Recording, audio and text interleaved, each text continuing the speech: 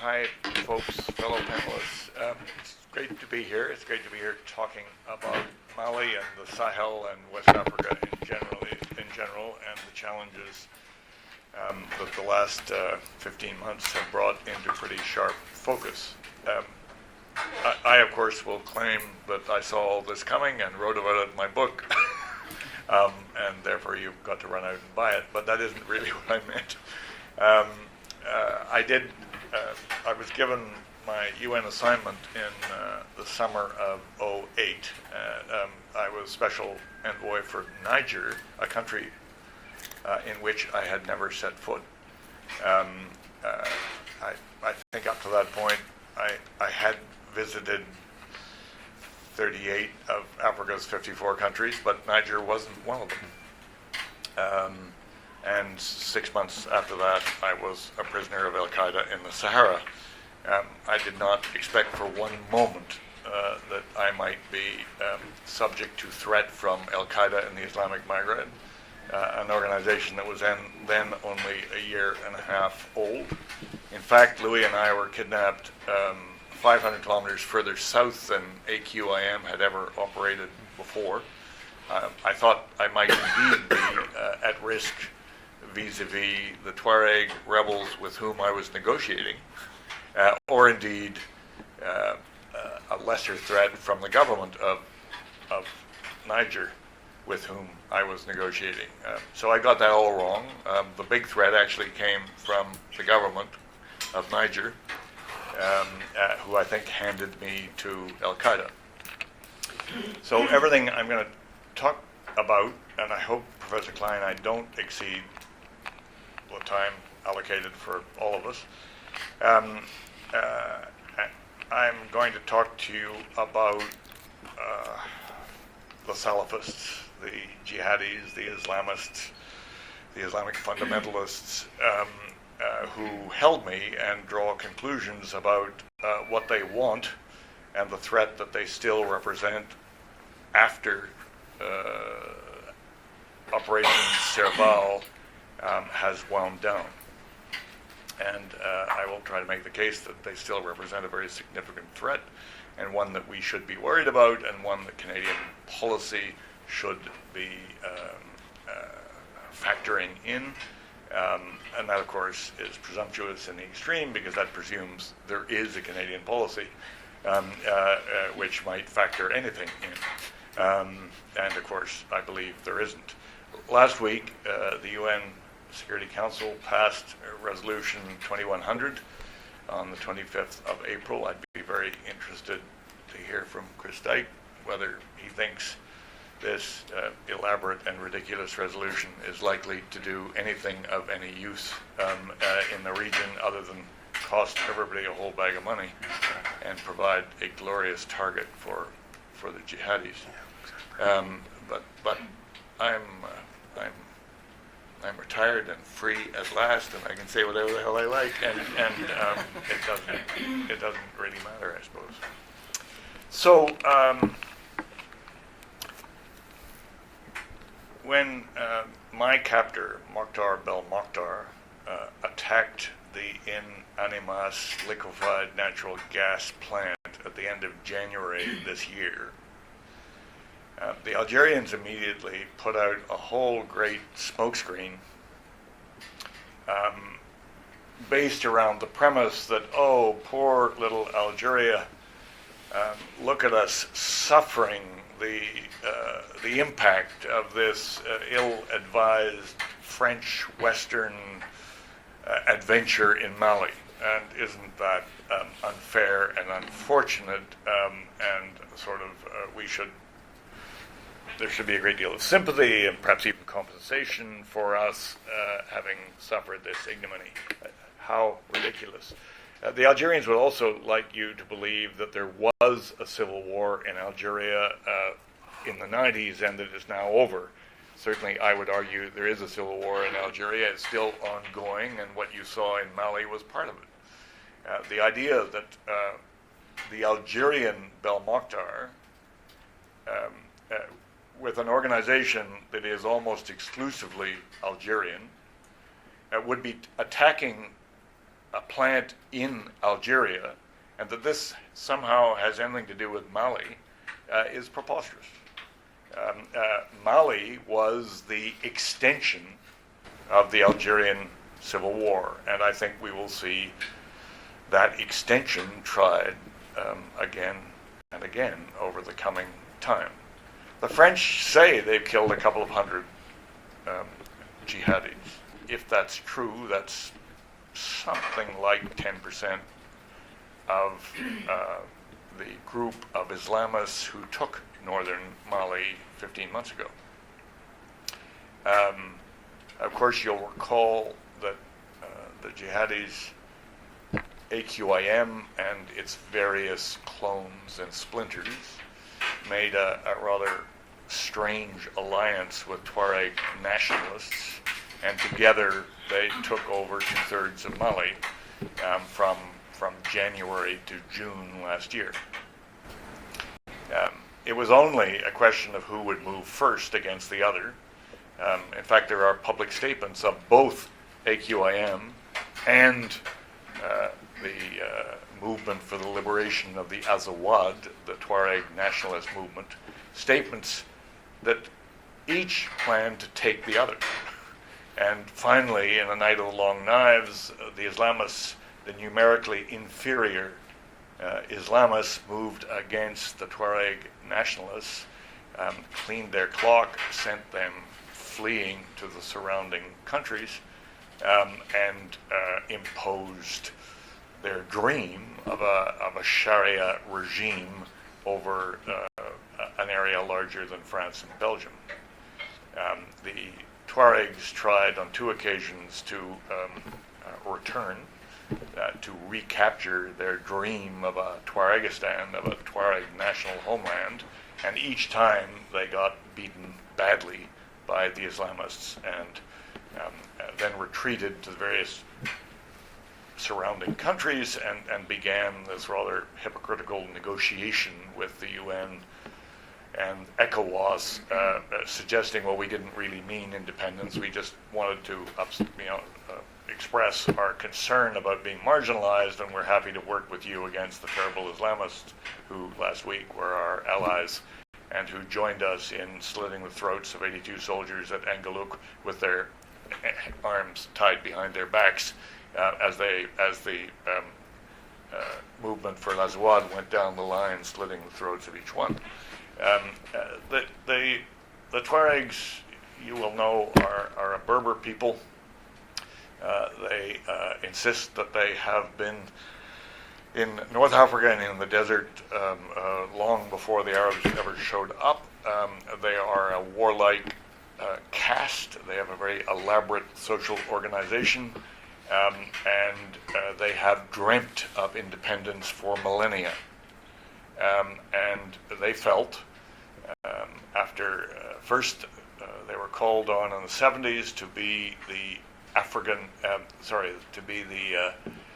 the core of Colonel Gaddafi's Islamic Legion. And then when Gaddafi got in trouble 2 years ago, he pulled them back to become the core of his African mercenaries. And they did a very brutal and effective job, but that was not enough. So they returned to their desert fastness with pockets full of cash, armed to the teeth, with very, very bloody hands, and made this fateful alliance on the basis of my enemy's enemy with the jihadis to take Mali.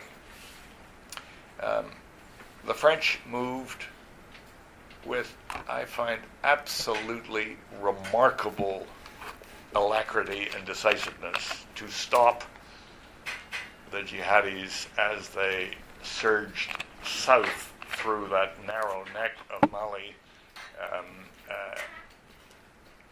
in January to stop them. They stopped them with some difficulty. It took about 2.5 weeks to stabilize the front line around that neck, and then eventually to push them back. I believe deeply that if the French had not moved when and as they did,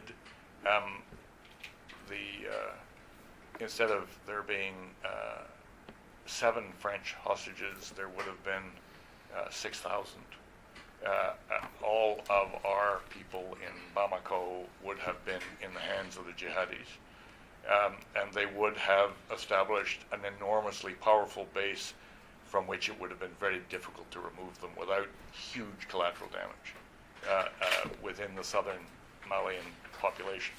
So I give the French enormous credit for the speed and effectiveness with which they moved. I give the Canadian government enormous discredit for the miserly riposte of one plane for 1 week, subsequently slightly extended. I think it's unfortunate that the Americans chose to send the French a gas bill for the plane that they provided, subsequently rescinded, I gather, the demand for payment for the gas. I find it remarkable that in this era of war on terror, etc., with massive American involvement in, say, Yemen, which very, very few Americans could place on a map, that the other European countries and that the Americans and Canada, with its very long history in Mali, offered so little so late.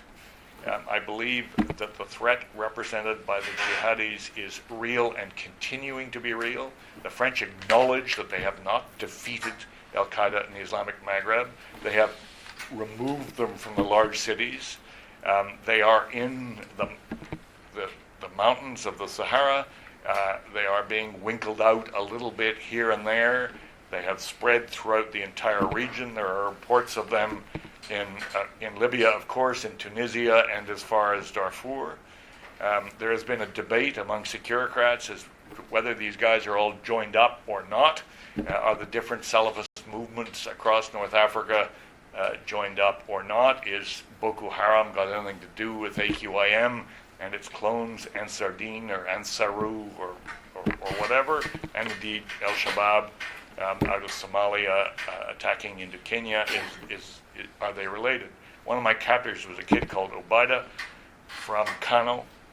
He was what we would call a liaison officer. Of course they're joined up. They are very much the same. Certainly I would argue if Nigeria goes, it will take out West Africa. Basically, Edward, I remember having a chat with President Kufuor some years ago, and we were talking about stability in Nigeria, and he was saying, well, if we have to take 250,000 Nigerian refugees, it would destroy development advances in Ghana since independence.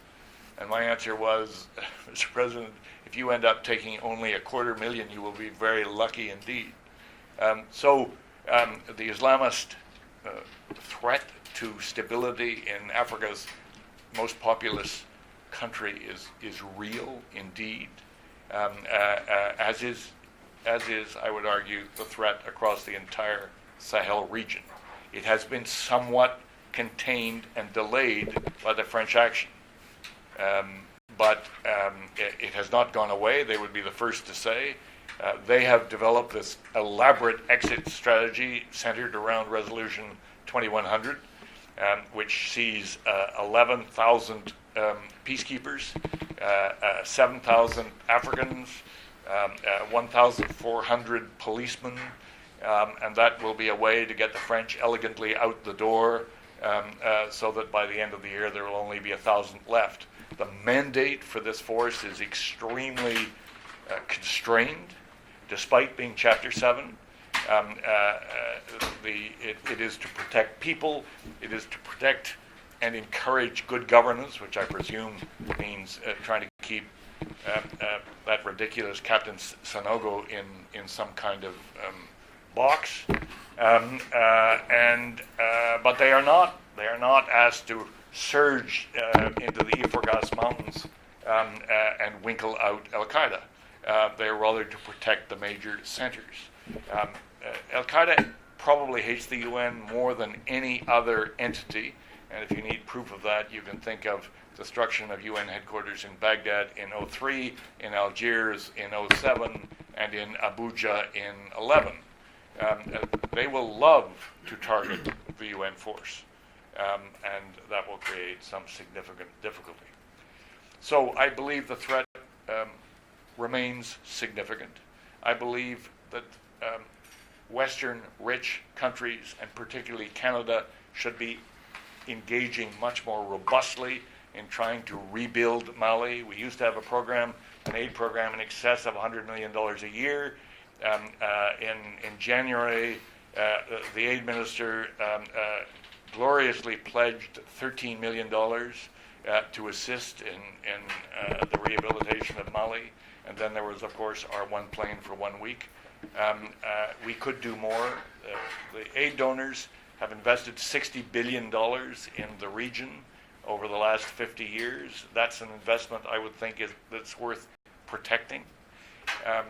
The avowed aim of my captors was very specifically to create a zone of anarchy and chaos and misery stretching 8,000 kilometers from Mogadishu on the Atlantic, Mogadishu on the Indian Ocean, to Nouakchott on the Atlantic.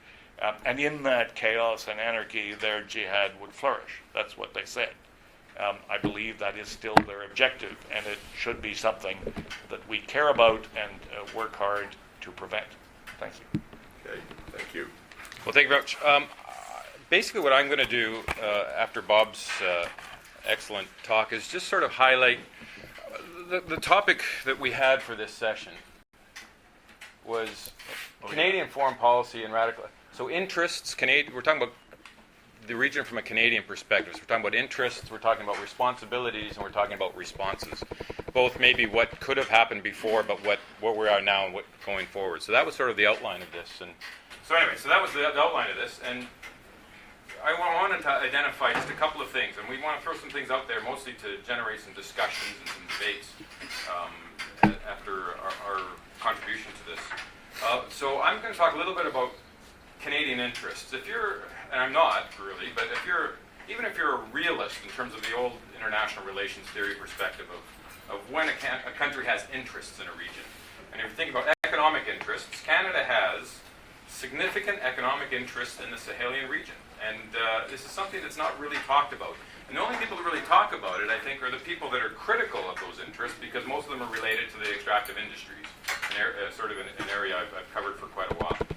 But these are real economic interests that do generate economic activity in various countries in the region. And I just wanted to point out, through both some geographical identification and also some numbers, what those economic interests are just strictly in an extractive field. So, for instance, all the black circles here, Sahel, ranging from Mauritania, and this doesn't even cover everything. This is just sort of conglomerations of key areas, because Senegal should be covered as well. But these are just some of the key areas related, in and around Mali, where Canadian, not just Canadian, but Canadian listed companies on the TSX and the TXX venture have significant investments, whether they're exploration, but actually existing mines. So from Mauritania right through to Burkina, this whole sort of arc here has, and I'll show you in a second, significant Canadian mining investment. And of course, this is the Arriva area for the two big uranium mines, the historical and problematic many times uranium mines that the French own in Niger.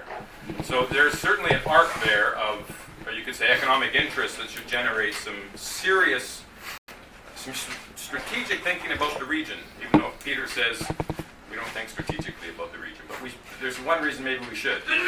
So for instance, this is just an example of Canadian mining companies. This is a bit old, this data, but it's pretty indicative. If you can see that in West Africa alone, there's on this Canadian listed exchanges, so they're not necessarily Canadian companies, but they are listed in Canada, so there's economic benefits to Canada through taxes, through lawyers' fees, through whatever, but also through mine construction ultimately. West Africa is the biggest area of interest for overall in terms of quantity of mine projects. But I did a calculation. I went through some NRCan figures from 2012, which actually reflected 2011 cumulative Canadian FDI just in mining, so not energy. And if you looked at those countries that we just looked at, from Mauritania, including Senegal, excluding Ghana, we're probably $6 to $8 billion. And if you include Ghana, which is officially a Sahelian country, but it's most all the gold, all the mines are mostly in the south. You're actually getting close to $10 billion of foreign direct investment, which is considerable. I mean, it's considerable compared to other countries' investments in the region.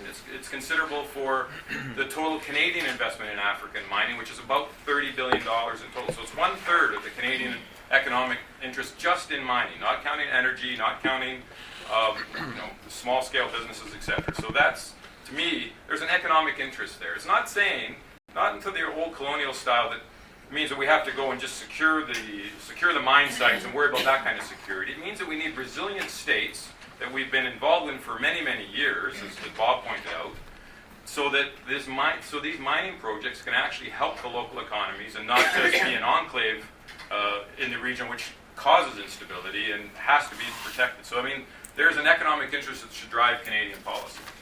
And then just to outline what Bob was saying about the contributions and logistics, I found this is a great little graphic that pulled off the web. This is just day 11 of Serval. So this is day 11, and it shows you all the different contributions from a lot of different European countries, the commitments at that point, because not by that point, 11 days into Serval, I don't think, well, yeah, these are commitments to Mali.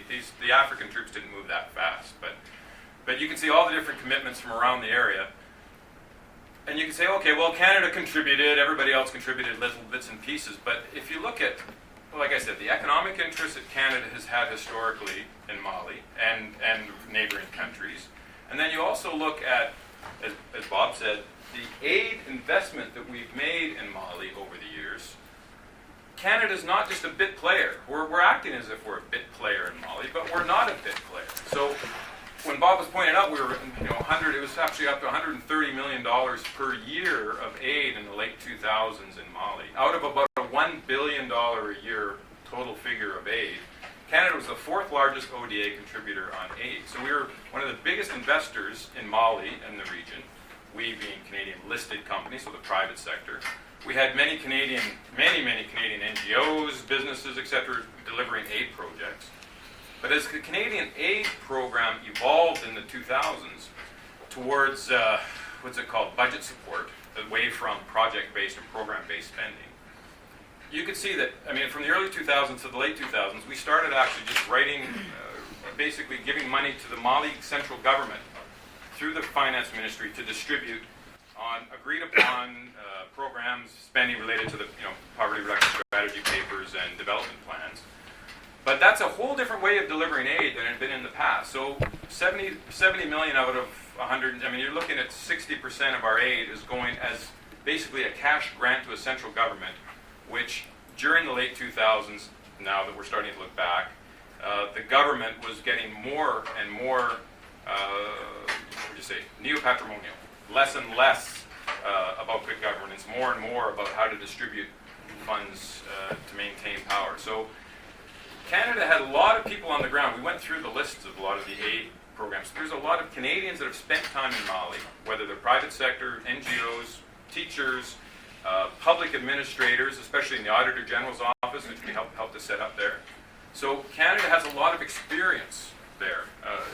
There just never seems to be, it's not saying that it has to be all coalesced and in a crisis you can't do it overnight, but the fact that Canada, in Mali alone, had real interests, as well as humanitarian, as well as world order, as well as regional security interests. We had real interests in the region, and that seems to be ignored. And we can talk about why and whether those are real interests to pursue or not. And I'm just showing here that Africa is actually one of the growing areas in sort of extractives. We'll talk about this in other sessions. Yeah, perfect. And if there is going to be, for both Canadian mining investment, for Canadian energy investment, for trade, for African development, which is often being led by the commodity sectors, this is all intertwined. So the fact that Africa is sort of low on the totem pole in terms of total commodity production for the world, but is growing rapidly because it's a frontier market, sort of, again, to me, argues that the importance of mineral development in Africa argues that Canadian interests are fully involved in Africa as one of the premier investors in that sector and contributors in terms of technology, finance, and actual production and processing. So That's just my sort of sense to try and say that there are Canadian interests, and I'll turn it over to Chris. Just in the couple minutes that I have, I'm going to outline 4 main points that I think need to be on the table in our discussion. The first one is that Mali's challenges go much deeper than the pursuit of counterterrorism. While important, it's critical to look into issues such as the formation of the nation state. And I'll go into some more details about that. My point number 2, I'm going to point out the flaws in the French and American approach and why basic assumptions are flawed. Canada's position in Mali has been taken for granted so far, and I'm going to present my argument of what Canada should do in this context. So, the root cause, as I would argue, goes back to the formation of the nation state in Mali during the colonial period, and the construction of the nation state in the Westphalian sense that has perpetuated structures of inequality and exclusion between the North and the South. And this has been perpetuated through the post-colonial period and through the Cold War, and then we see manifestations of this in the post-9/11 world. The French and the American response to date is informed by a lot of flawed assumptions, and in particular, the attempt to build on the emergence of this elite state approach, where the French take the lead backed with a strong peacekeeping presence. And this concern for legitimizing the government through elections is flawed in the sense that while there are practical reasons why it's necessary to go to elections, the expediency to go through to immediately go to elections within 6 months is flawed, because it limits the amount of reconciliation and national dialogue that should precede the consolidation of the state. So, in other words, this will result in reestablishing state institutions that are part of the root cause of why we're in this crisis in the first place. So Canada's position, while in decline in certain parts of Africa, ironically in Mali in particular, we had a strong 3D presence. We had assets that could have been utilized in this situation. For example, we had, as Chris pointed out, a strong development presence. We were, as Chris pointed out, the 4th largest bilateral supporter. We provided about 14% of total OECD funds since 2008. And we had other key programs through CEDA. For example, we were involved in high-level policy making on improving aid effectiveness, and our CEDA flagship program, Auditor General established good practices in terms of public oversight, expenditure, and so forth in Mali. We also have a keen cultural fit here because of the French. Because of the French, our French language speaking, but also more importantly because we don't have ties to the colonial practices in Mali. And we have a unique Canadian identity at home. We're a multicultural society that we have, which hasn't been utilized in this case. To give you, I didn't talk about the defense, but we're also actively involved. We have one of the few countries in Africa with a defense attaché, and we've been actively involved in training African militaries in peacekeeping, and involved in a range of different counterterrorism exercises since 2011. So, what should Canada's role be in this context? This is the idea about a middle power, because Canada is uniquely positioned to be able to provide some best practices, international evidence-based best practices that could lend some quality control to this flawed French and American approach. So, in other words, using forums to influence and advocate for change within the context of current forums that we're actively involved in. We also would play a less overt role than the French and the Americans which has played in countries like Sierra Leone in the post-conflict period in the context of the Commonwealth and the international military assistance training program there.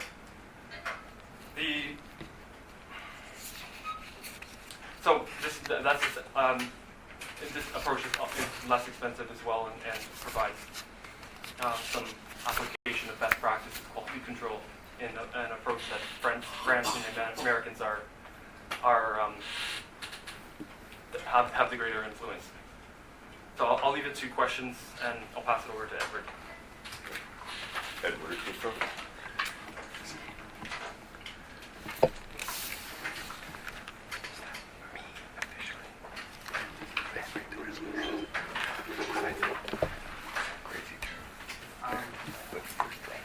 Just want to first of all thank Chris Roberts for putting this panel together, and also for Bob and Chris Dyke, and also Professor Martin here, Klein, who is chairing this panel, also for coming out. I think the earlier speakers have made my work somehow easier, so I thank them so very much for their insight. I think they provided some more details. So what I am planning to do here is, I think we have heard from both the three earlier speakers that Canada has done so little. What really accounts for that? I would like to take a more theoretical stance on this as to why Canada has not done so much in Mali. Now, what Prime Minister Harper's government has done to date in Mali, in my view, cannot be isolated from the general Canadian foreign policy orientation towards the African continent, which is anchored on development assistance and peacekeeping since independence.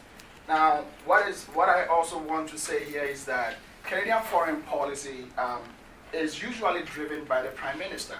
Canadian foreign policy towards Africa is usually driven by the Prime Minister, and that when you take a historical view of Canadian approach to Africa, you will see that successive governments have relied extensively on the two pillars that I mentioned, development assistance and peacekeeping in the pursuit of Canadian interest, and how that interest is defined on the African continent. Now, although there are marked differences in the amount of development assistance that is given to specific African states, in the case of being countries of focus or any emergencies, and also the supply of peacekeeping, of course, differ from each government. You can see over time that successive governments have paid different emphasis, or that they have provided different amounts of supply peacekeeping troops, or even provided development assistance on the African continent. But what is important here is that although these two pillars have consistently been part of Canadian foreign policy or Canadian engagement on the African continent, Africa has always here written bold and underlined that it has always been at the margins of Canadian foreign policy. That when you look at Canada foreign policy from Mr. B. Pearson all the way to Prime Minister Harper. Now, the position of Africa on Canadian foreign policy agenda is largely due to how Africa is constructed as being poor and conflict-ridden. So poor, it means that let's provide development assistance. It's conflict-ridden. Let's provide peacekeeping. Now, this, to a very large extent, has also contributed and historically has created a niche or a kind of identity for Canada on the African continent as a moral actor, or having a moral identity. Now, what is quite intriguing here is that moral identity has in itself, although it's a virtue, has also become a normative constraint as to how Canada reacts on the African continent.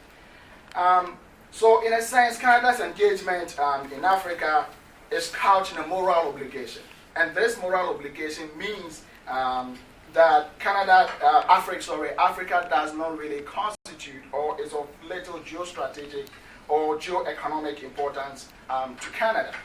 And what I say here is that it appears that Canada does not have an African strategy that defines Canada's long-term interest and policy goals on the African continent. But we have to look at, rethink this whole approach to the African continent in light of ongoing transformations on the African, in Africa. And I would like to point out three important transformations that are ongoing right now. That the nature of conflicts on the African continent that really warrants intervention or peacekeeping is changing. First generation peacekeeping, which of course had to do with the usual blue berets, occupying a demilitarized zone and pointing guns and separating combatants. We have really gone past that state. In fact, we got to the second generation peacekeeping after the end of the Cold War, in the kind of situations that we saw in Somalia, for instance, where we have to use enforcement in order to try to make peace in some sense. Now, there is what I would like to call a third generation conflict on the African continent that requires not the use of enforcement, but war to try to defeat, and this had to do with what Bob earlier talked about the emergence of these extremist and the extremist groups on the African continent. Now, what is interesting here is that for these groups, the conflict is not only between Africans, but the West have also become a target in this particular conflict. And as we know, there are no visible battle lines that are drawn, that everyone seems to have become somehow enmeshed in this particular problem. So of course this means that there needs to be a kind of rethinking about Canada's whole approach, its security approach on the African continent. The second change that is taking place, of course, has to do with the emergence of democratic regimes on the African continent, and also high GDP growth and investment, the drive for investment, especially as Chris Roberts said earlier on, with Canadian investment, for instance, in the extractive sector in Africa. Now, there is a third area of transformation that is also ongoing, that has to do with the new configuration of power within the African Union, and also the transformation of regional organizations in Africa. So, for instance, the African Union, there was the establishment of NEPAD, which I'm sure everyone in this room knows, which was established, of course, in 2001. And there has also been an African approach towards peace and security in light of the establishment of the African Peace and Security Architecture, which of course provided a framework for AFISMA, which is the African Union Force, which intervened in Mali, and also going to form a substantial part of the true contribution to MINUSMA, which is established by the Security Council Resolution 2100, which was passed last week. Now, the question that we have to ask is that to what extent have these changes impacted on Prime Minister Harper's response to the Mali conflict? In the area of development, I think Bob mentioned the 13 million humanitarian aid in addition to the regular aid budget to Mali, the C-17 Globe Master, which was lent for at least for just 1 week, and now it is renewed. Now, but in the area of diplomacy, this is where there's a difficulty going on, that we don't really know, so we don't have so much information about what is really going on in this area. Now, I should say that when I say the Prime Minister is the chief driver of Canadian foreign policy on Africa, I just want to quote something to you which was a statement released by the Prime Minister in January 15 this year. He said Canada is not and will not be considering a direct military mission in Mali. And then he goes on to say that Canada perhaps is not going to war. And of course, he also somehow wanted to assure Canadians that Canada is not going to war. So let me conclude by saying that it's not only that Canadian policy is driven by the Prime Minister, but there also appears to be a public consensus about Canada's whole approach towards the African continent, about the way the continent is perceived as not only a dangerous place, but also a place where Canada only had to do peacekeeping.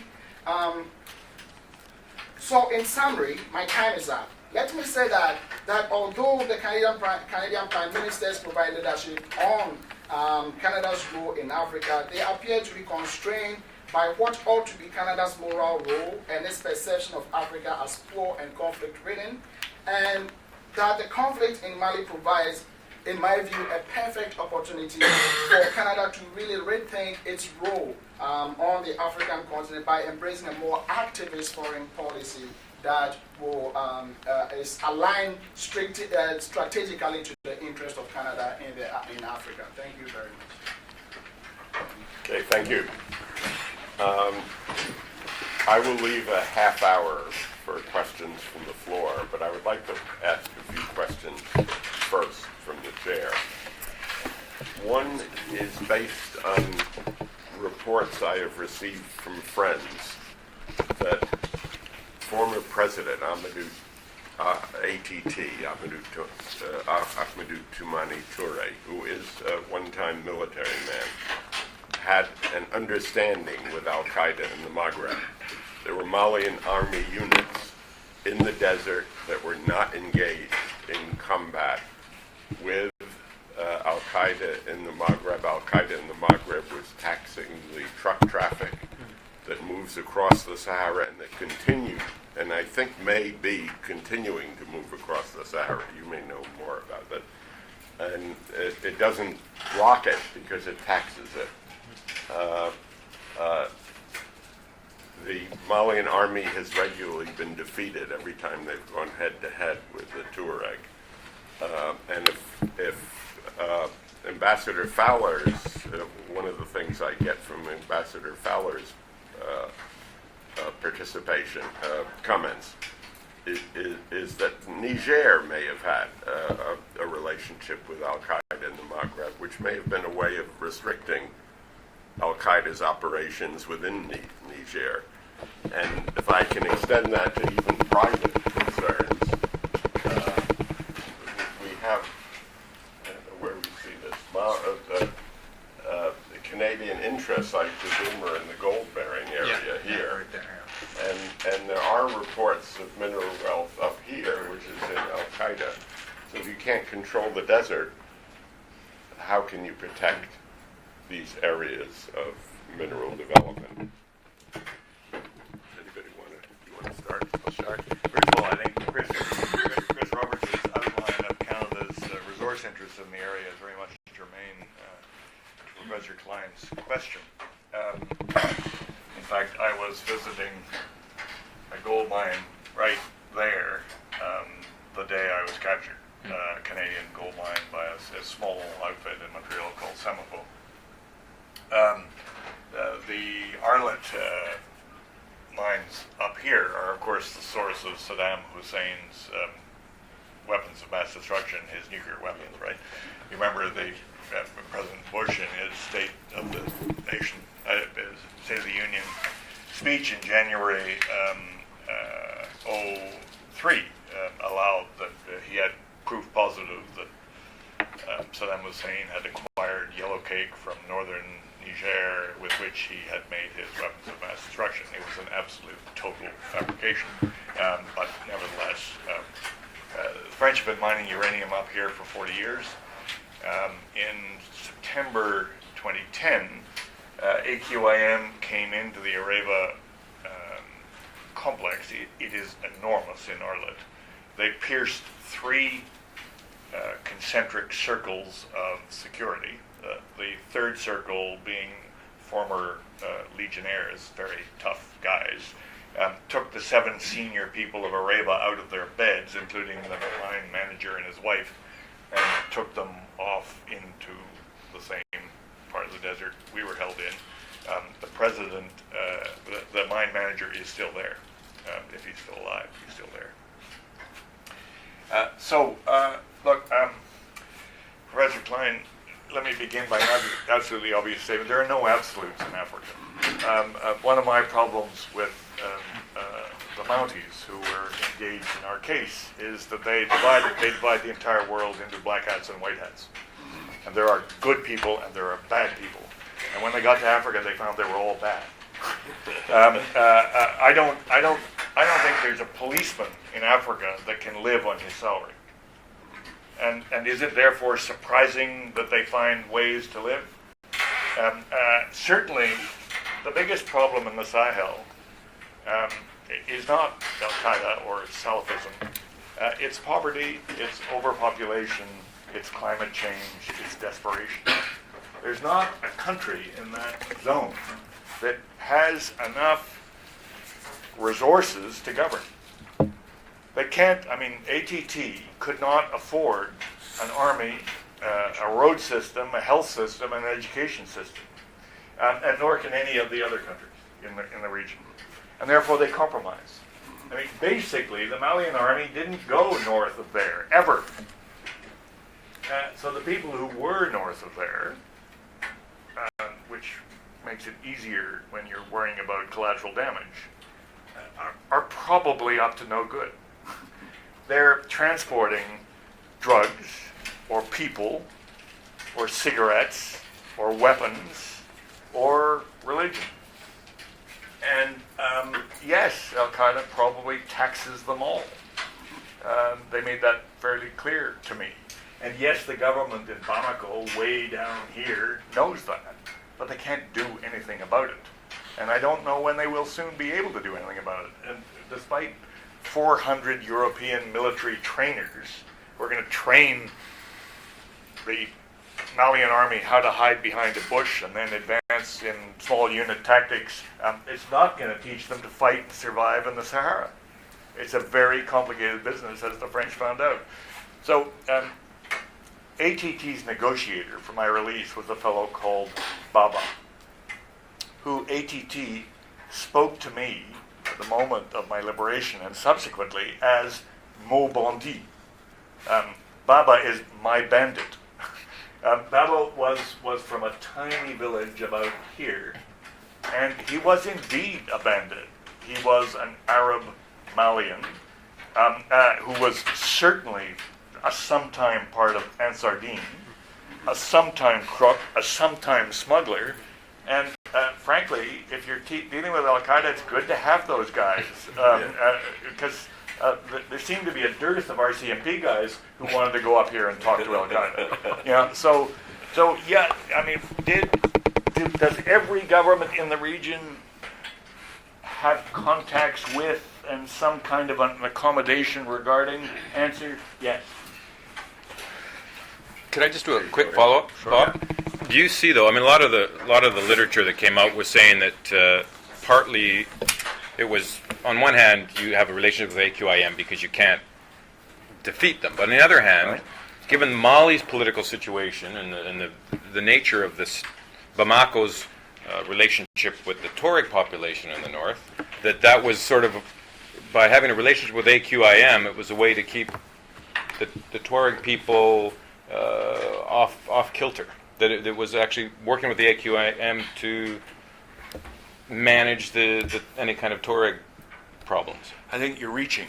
Would be well, I've read it in a few places. Look, the Tuareg. I was dealing with the second Tuareg rebellion in Niger. Mm-hmm. Of course, that presumes there was a first one, which there was only 5 years previously. Yeah, yes. And by the way, there have been many, hundreds. I know exactly.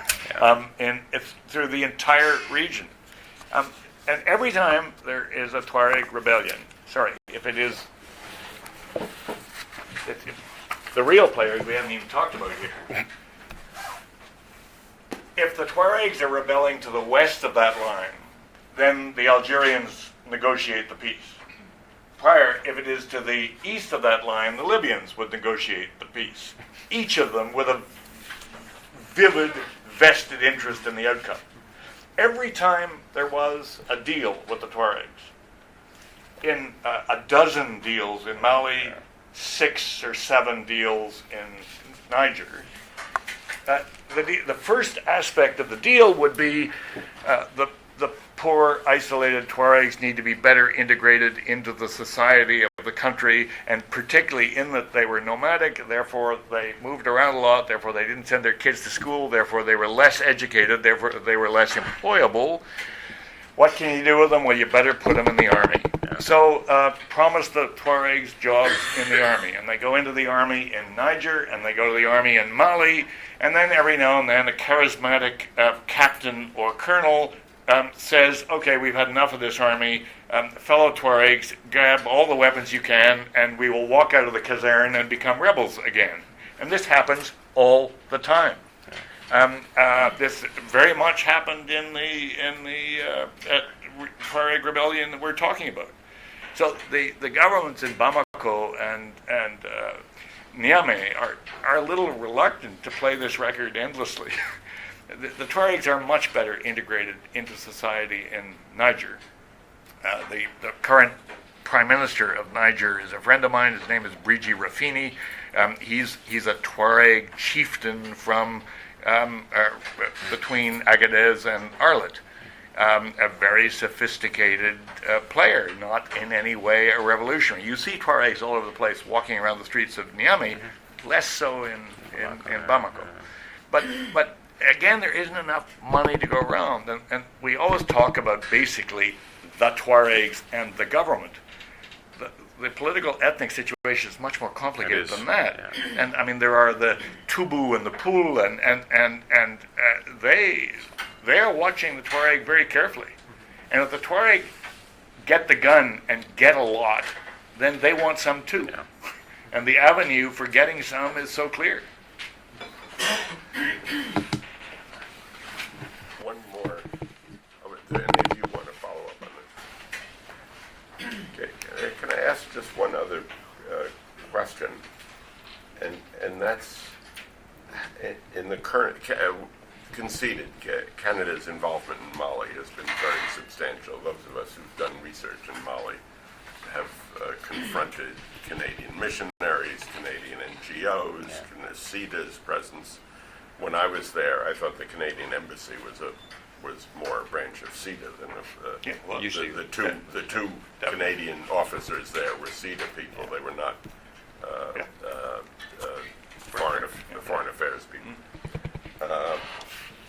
How much impact can a middle power have, except as a supporter of French or American initiatives? And really French, because the American initiatives have been fairly incompetent. Ken, is there... Well, go ahead. This was a question that has been bothering me a lot, because we do have, as I tried to point out in my presentation, we do have those investments and infrastructure, the interest to be involved. But I thought to myself, is there ever a time when in Canadian foreign policy, in the history of Canadian foreign policy, where we have acted as a counterbalance to French and American interests? And what if we did play a role in Mali, do we not just risk tainting what good image moral identity that Edward talks about? Do we risk tainting that if we are supporting a French and American-led approach that is flawed? And so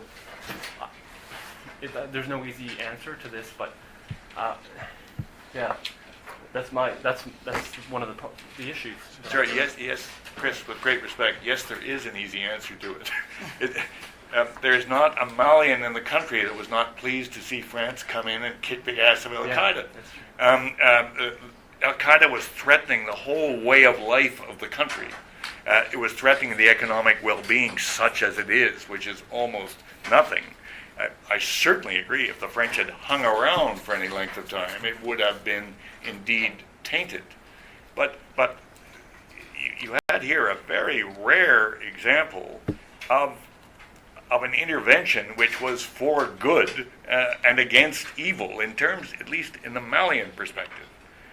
the Malians knew that what Al-Qaeda represented would be anathema to whatever passed for development and progress. So I reject your suggestion that there's that there's a moral issue here, and that Canada provides aid and Canada wears only blue helmets and Canada does good, and this was a mean thing that ended up shooting people and therefore is bad. I don't accept the paradigm, just not at all.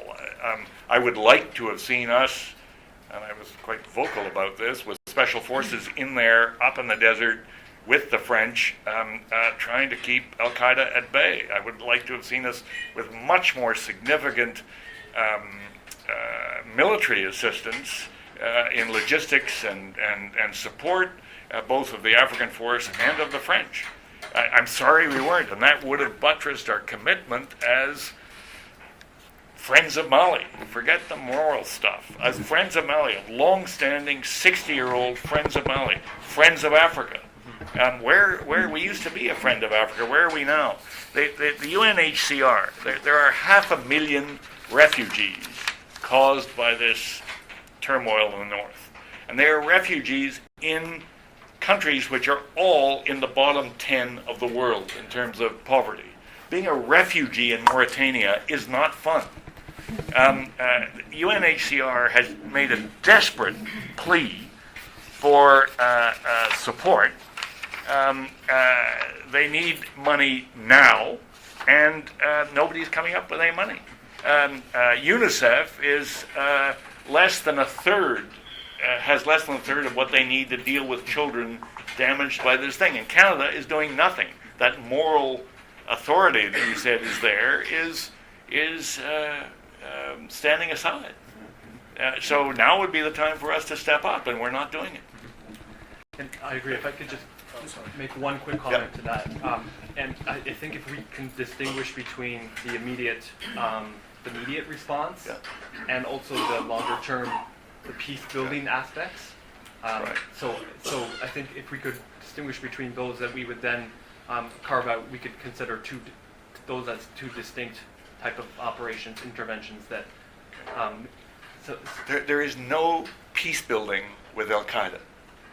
None. There is nothing to talk about. There is nothing to negotiate. There is nothing that we have that they want, other than everything. There's no basis of a negotiation there. They hate governments. They hate Westerners. They hate any religion that isn't their particular type of Islam. And they will kill anybody who feels differently. There's no negotiation. This doesn't fit any peace-building paradigm. They destroy religious shrines in Timbuktu, which is one of Muslim the religious shrines. Muslim religious shrines in a city which is Right. 99.8% Muslim, and is a center, has been a center of Muslim learning almost since the time it was created. And it's not their kind of religion, it's Sufi. Right. And they don't like Sufi. Correct. I think I want to turn this over to the floor. I have one question here, and Edward, did I back you up? Yeah, I wanted sorry, to make I a quick didn't comment. mean to. I agree with Bob that, as I did mention, the fact is that Canada has such a huge credibility or goodwill on the African continent. In fact, speaking to AU officials and ECOWAS officials, they see Canada as being non-belligerent. But to that extent of having that moral identity and moral authority, as I said, it has become somehow of a constraint.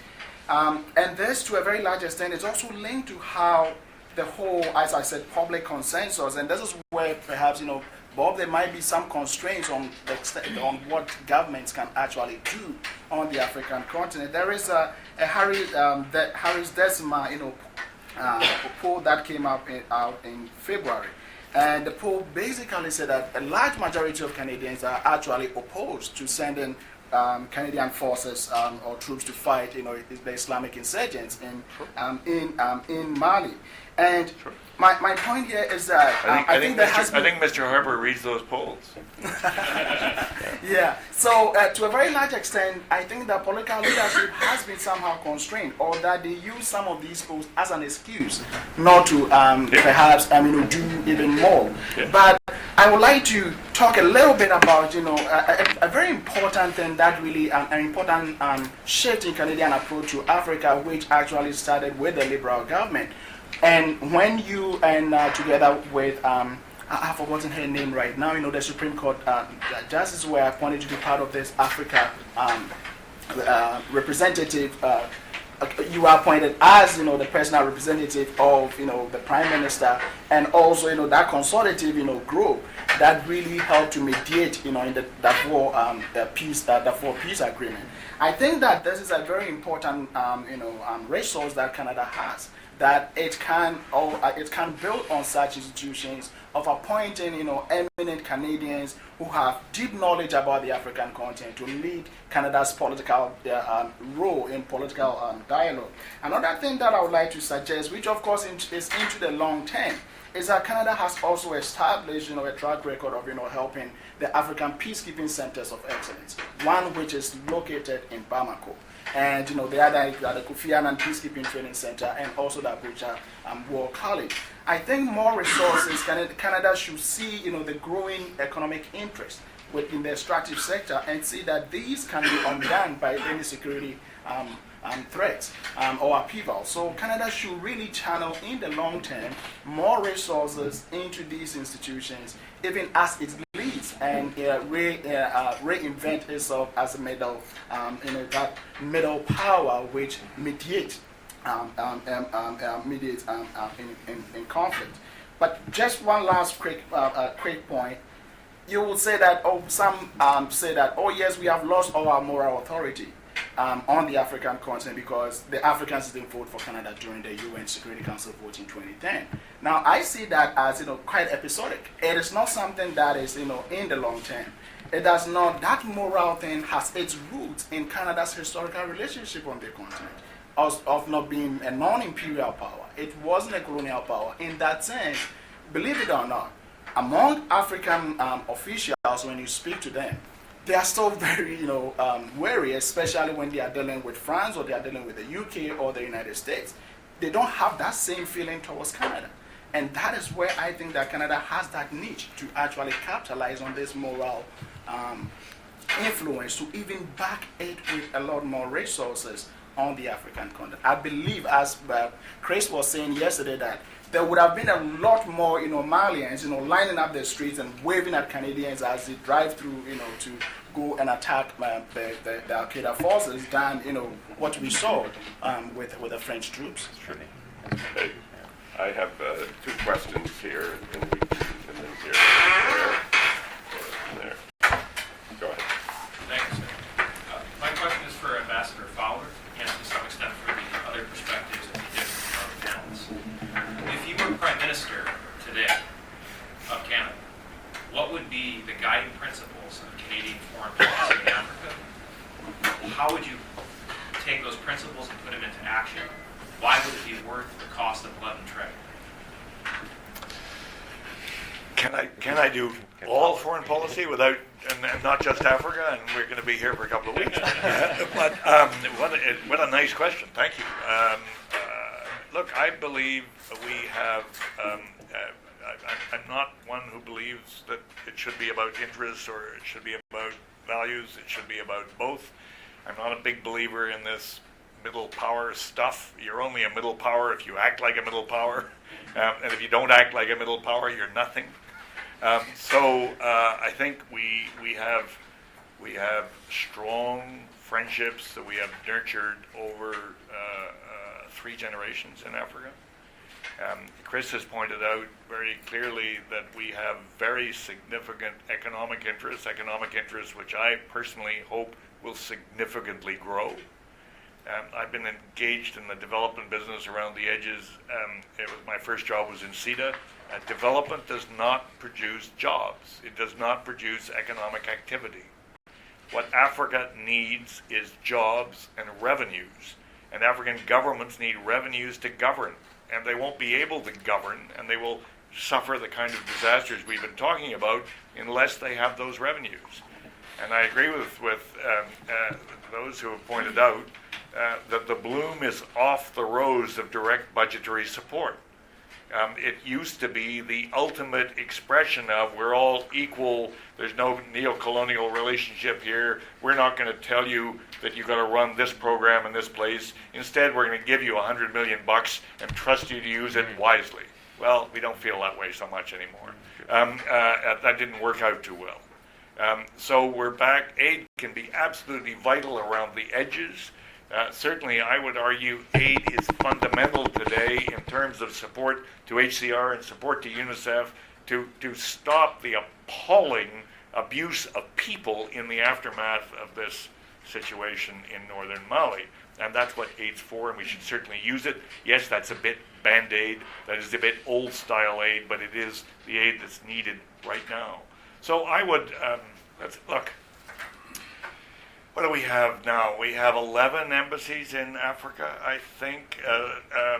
12 years ago, the Brazilians had 14 embassies in Africa. Today, they have 32 embassies in Africa. What is it the Brazilians know that we don't know? Africa matters to Brazil. It doesn't seem to matter much to Canada. Africa didn't vote against Canada in the Security Council elections 2 years ago alone. Nobody voted for Canada, or damn near nobody voted for Canada, because they didn't like Canadian foreign policy. They didn't think Canada would represent them well on the Security Council. So changing that, Africans are not going to vote, or Asians or Latin Americans are not going to vote for Canada until they believe that if we were on the Council, we would do things that made sense and were of interest to the voters. And they don't believe that now. So what I would do is I wouldn't announce that Africa was less important to a new government as the current government did when they came into power. The subtext being Africa's liberal, so we don't do that anymore. I wouldn't then say we're going to instead focus on Latin America and then not do that. Then thereby pissing off the Latin Americans. So I would have some consistency, I think, in the kind of foreign policy we would like to have. I would not decrease our aid to Africa as we have been doing for the last 2 years and have promised to do significantly over the next 5. I would increase our diplomatic representation. Yes, I would support the Kofi Annan peacekeeping school in Accra and its clone in Bamako. But I would mostly spend a lot of time convincing the Africans we were in a partnership with them which we cared about and respected and would nurture. Okay, over there. Yeah. My question is for panel itself, but specifically to Ambassador Fowler. We were talking about the motivations of Al-Qaeda and how you can't really negotiate with them because they want everything. I guess my question would be, that's a fundamental problem because you can't, it's impossible to kill every one of them. And at some point, there will have to be some dialogue. And I think we've seen this cycle again and again for the last little while when dealing with really hardcore, like selfish extremists, where it's, we go into an area, we push them out, and then it's like, they faded away, and there must be some dialogue, but there's none, and then they sort of come back. But, as we think about the case in Afghanistan, they're always thinking that, well, some of them are ideologically driven, but most of them are not. Most of them are there for like a job or to get economic motivations. What is your assessment of from your dealings with, or your experience in AQIM and the jihadists in the Maghreb or in that region? Like, what is the division between, is there a large division between the ideological core and the rank and file, people who do it for money? Look, I only saw 31 of them, okay? I mean, it's very hard for me to extend my understanding of AQAM based on 31 people, but that's probably 31 more than most people have slept with. So I will draw conclusions from that, and there was nothing to negotiate, nothing. And they've been fighting in Algeria for 20 years now. 200,000 people have been killed. Horrible atrocities on both sides. The Algerian government constantly announced that they have eliminated the threat, and that kind of works out that they didn't. Al-Qaeda in Mesopotamia, Al-Qaeda in the Arabian Peninsula, none of these areas have been subject to negotiation. Their world view is based exclusively on a very particular reading of the original text. It is extreme Wahhabism, and the best thing we could do would be to convince the Saudi princelings and Gulf Emirates to stop exporting their vitriol around the world. And that would go a long way to containing this issue. Short of that, they're going to persist, and they're going to continue to represent a threat until they are dealt with, and I know no other way of dealing with them than fighting them. Just one follow-up, I guess. So Sorry, the Tuaregs, of course, are totally different, right? Yeah, I mean, you can negotiate with the Tuaregs. It hasn't worked out so well in the past, but you can negotiate with the Tuaregs. So you think they're all, like, the AQIM people, you think they're all true believers, the ones who are fighting for them? Like, they don't really sign on, like, they don't really get people who are just good at fighting and get paid. They're all true believers. There are a lot of those in the Tuareg nationalists. Among AQM, I mean, there's a big debate among securocrats as to whether they are hoods or Robin Hoods. There's no doubt they impose those taxes for anything that moves through the Sahara. So I'm more inclined to believe, I don't want to romanticize them, but more inclined to believe that they're Robin Hoods rather than merely hoods. There are lots of hoods in the Sahara, just dealing in this no man's land in illegal stuff. But the base for AQIM is absolutely cultural, ideological, religious. It is a religious issue. And I came away from that thinking Sam Huntington was a hell of a lot more right than I had thought originally. Over here. Okay. Sorry. Yeah, no, you. I'm going to go off on a tangent for a quick second and then give you a question. Firstly, one of which that I think helps in the debate and how to look at things is essentially Al-Qaeda is pretty much like a cult. Like it's like how we feel about the Westboro Church in the States, where they go and protest all funerals, right? So it's not, they have many allies, and those people can certainly be negotiated with because they're doing whatever they can do just to survive and make money. And all right, I'll deal with whoever so long as they pay me. But for the people who kidnapped you, I mean, it's a cult, right? And just like we have problems fighting small cultish groups here, you're never really going to get 100% rid of it. On that line, actually, when I was at Public Safety, I did manage to go and talk to the drug and illegal drug trade trafficking section. And they certainly are aware of this, but they're having a lot of issues bringing it up to the minister or arguing it within the department to get funding. Because right now, it's just not on the radar. People are forgetting that most of the drug trade right now is going through there. So that will then bring me into a question, mostly for Edward. I have my own theories, but I would love to hear the panelists, which is, why is this not coming down into Ghana and Burkina Faso very much? It's certainly coming down into Nigeria. The drug trade is off and on going through there. But what's limiting Al-Qaeda's influence, or mostly in this case it would be intangible influence? What's limiting this? Because I've been in the north, so I have my own ideas. Respond to Anybody that? want to start? Oh, okay. Yeah, go ahead. In fact, I'm not sure what is going to happen in the future, whether it is not going to come to Ghana. I cannot really be sure about that. Now, why it is not there at this point, I think there's one thing that is quite obvious in Ghana and Ghana's whole body politic. I think there is more integration in Ghana than in many parts of Africa. One example is the boarding school system, not the residential school that we had in Canada, which creates all kind of controversy. But in Ghana, When you attend any boarding school in Ghana, you have people from every tribe, in that school. So there is more integration in Ghana, and as you can see, presidencies in Ghana has moved up and down. It goes to the north, it comes to the south. Presently, we have a president from the northern part of Ghana. So there is more integration. People feel that they are part of the thing. That doesn't mean that it doesn't have its security and development, challenges. So I think for the sake of time, let me leave it there, and perhaps we can talk more about this after. Okay.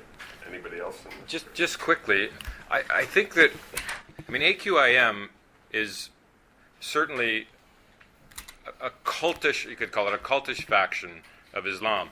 But if you look at the history of Nigeria, and if you look at the history pre and post independence, 50s, 60s, 70s, you see pockets of extremist views about religion in Nigeria, which caused all sorts of problems that were reflected even in a lot of elites. And you can't not draw a connection between what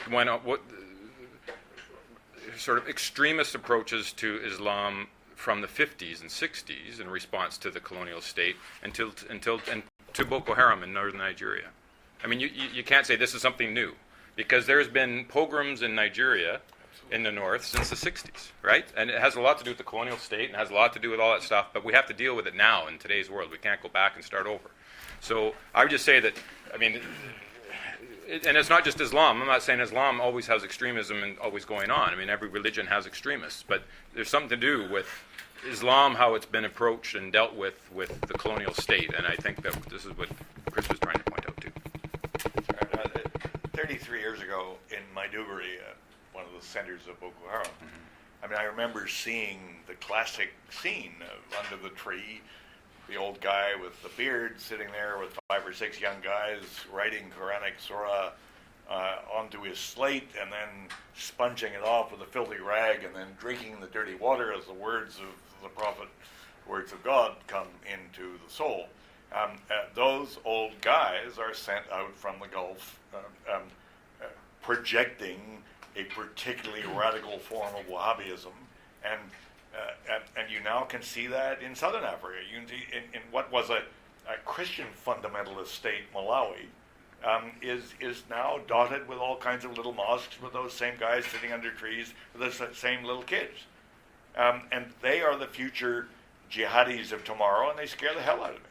And I don't know a single African leader who is not worried about this. So, yeah, it's real. Okay. You want to say quick comment? Yeah, go ahead. One thing I'd like to just also put on the table, because we also need to problematize the U.S. militarization of the Sahel, basically since 2002. And according to the New York Times, there's been over 500 million euros that have been poured into the Pan-Sahel initiative, and then its precursor in 2006. So, and if you look back to a 2004 International Crisis Group report, which talked about AQIM as fact or fiction, they say that the threat really wasn't so pronounced before this militarized approach to the Sahel. So I think we need to problematize what impact that militarized assistance has had on the Sahel. Balls. Yeah. Sorry, Chris, I just don't agree with you at all. Where has that money gone? The question is, Right. and what the type of training that has been provided. WikiLeaks has clearly spelt out that the training that has been provided has not had a meaningful impact in improving. Well, it taught Captain Sonogo how to launch a coup. Well, he was trained in the U.S. Stumbling. He was trained in the I'd U.S. say, but He was trained in the U.S., but if we're talking about the Malian armed forces in the Sahel, a 2009 WikiLeaks report indicates that even the best trained paratrooping units and the other local units that were created in 2006 as a result of the peace accord have really been largely ineffective and has exacerbated problems in that region. Look, you can make the case that whatever money the Americans have spent has been badly spent.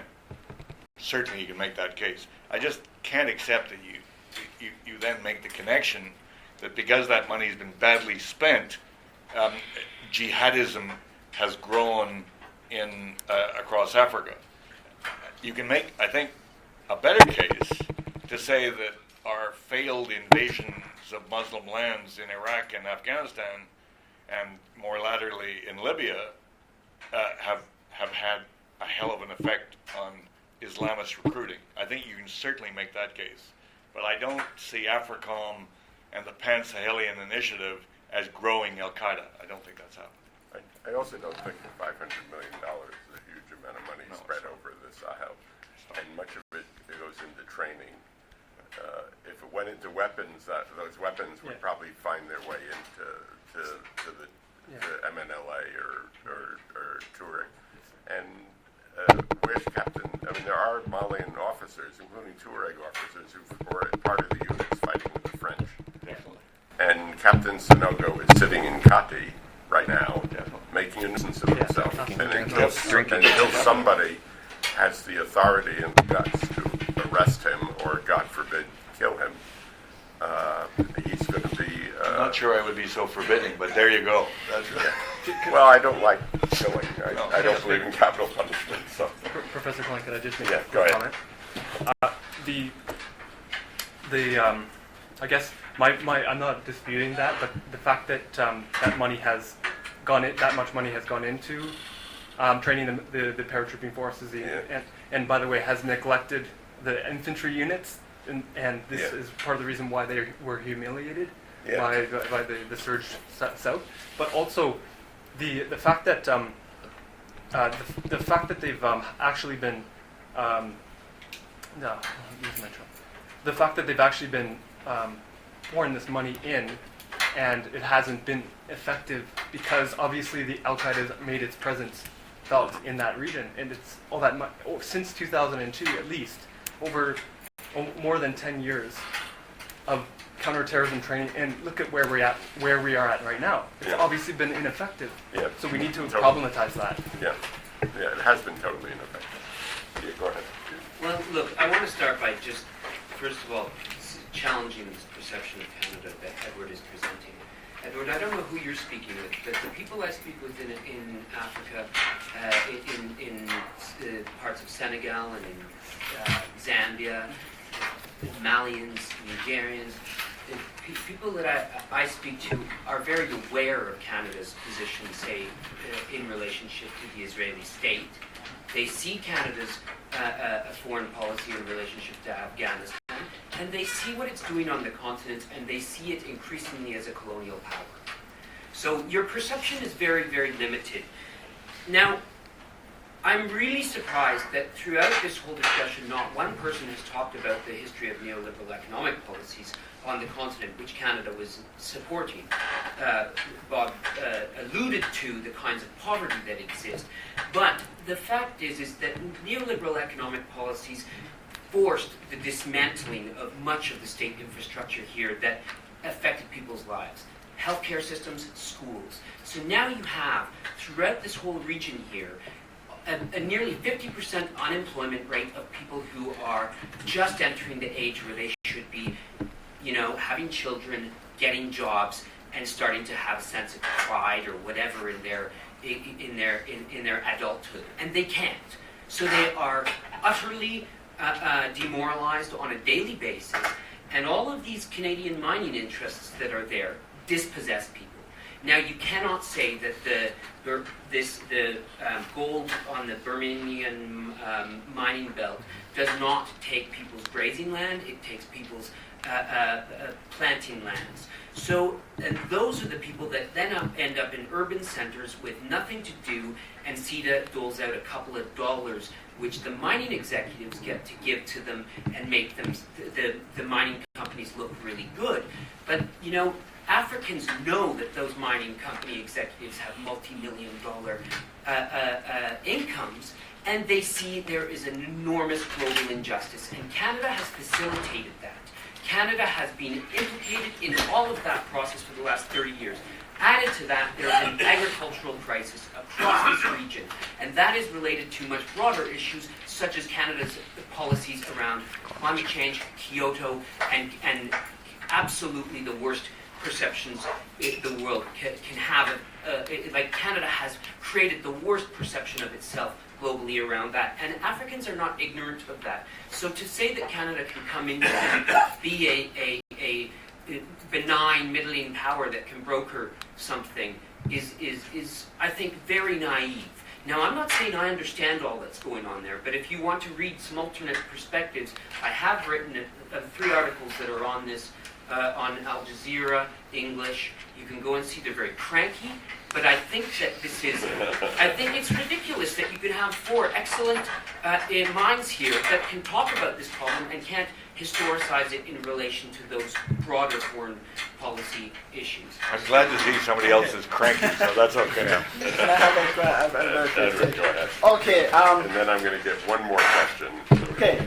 The Canada moral identity then is not a limited perception. It is something that is real. The people I speak to are also in the AU.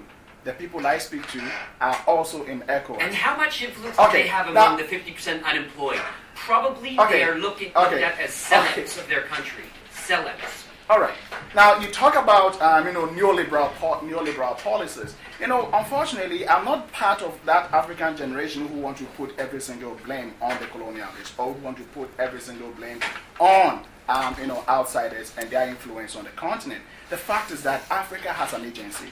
They are agents of their own, just like others also are agents beyond that continent. So to attribute the problems of Africa squarely at the doorsteps of foreign powers, I think it's also a limited. That's not what I did though. Okay. I'm saying contextualize it So, in that history of those policies. Okay. So let me say this.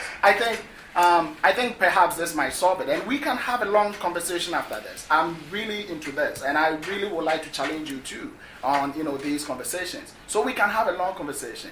But what I want to say is that take everyone out there, the U.S., Canada, and all other powers that are are active on the African continent. They are all bad boys. They are all bad boys on the playground. But you know what? Some are worse. And the worst ones is what I'm going to point to you. France, which was a colonialist, which was part of the problem that we are dealing with right now because of state formation. UK, which was also a colonialist, part of the same problem that we are dealing with. The United States, which has basically militarized the whole continent, establishing what Chris earlier on Chris pointed out. So my point here is that look at Canada. On that playground, it is also bad. It is linked with IMF and World Bank, structural adjustment policies. But the fact still remains that Canada has not historically dismantled any African state. You can't point to any fact or one example where Canada actually invaded an African state or supported the invasion of any African state. Can you really point that out? You can't. Haiti. Well, I'm talking about African state. Yeah, you guys are making a great case. You guys are making a great case for Harper's development policy. I want to assure you. You didn't mention population, and you really ought to. One of the principal reasons for your unemployment rate in that region is there are too damn many people in that region. The population of Niger, the 3rd poorest country in the world, is today 19 million, and according to the UN's median projection line, will be 54 million by 2050. A population throughout the entire Sahel zone is simply out of control. And as the desert streaks southwards, there are fewer resources, there's less grazing land, and too damn many people. Okay, I think with that we ought to stop it. We have disagreements. We will continue to argue, which is what we're paid to do. And hopefully out of these disagreements will emerge some creative action. Thank you very much.